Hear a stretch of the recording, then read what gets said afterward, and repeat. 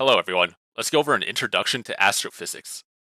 Astrophysics works with the largest and the smallest objects, the hottest and the coldest, the fastest and the slowest, the brightest and the faintest of objects. Before we start, I'd like to clarify the difference between astronomy and astrophysics.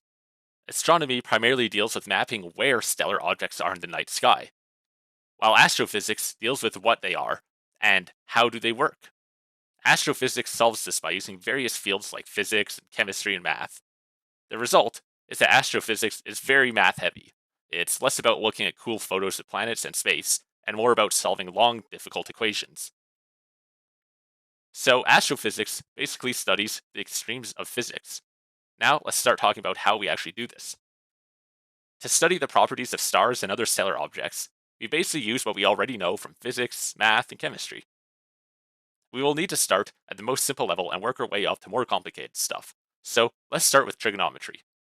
From our perspective on Earth, you can think that we are inside of the middle of a giant sphere looking outwards, where the stars are.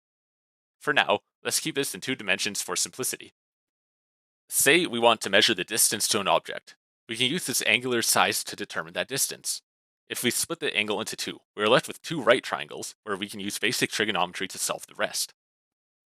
But we run into the issue that stellar objects far away appear to be really small to us from the perspective of Earth, and so the angle that we measure is also really small. And, not to mention, the distance to them is monstrously large. So how do we work with this? Well, as it turns out, astrophysics has a new set of units to express measurements even easier. Let's cover them now. Starting out with some review, we know that 360 degrees is equal to 2 pi radians. Now we have Arcminutes, where 1 degree equals 60 Arcminutes. And to make angles even smaller, 1 Arcminute is equal to 60 Arcseconds. Expressing 1 arcsecond in radians, you get that 1 arcsecond is equal to 4.848 times 10 to the negative 6 radians. So let's start writing down some of these new units.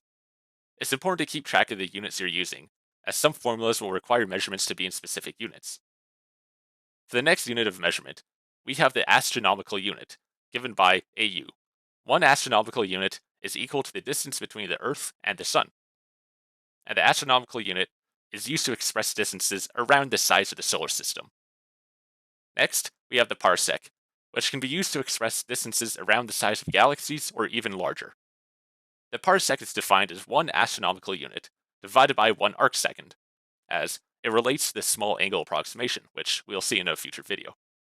So 1 parsec is equal to 3.086 times 10 to the 16 meters.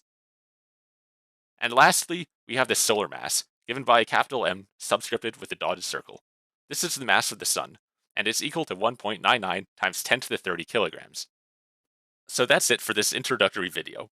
Next time, we'll be looking at spherical trigonometry and how it's used in astrophysics.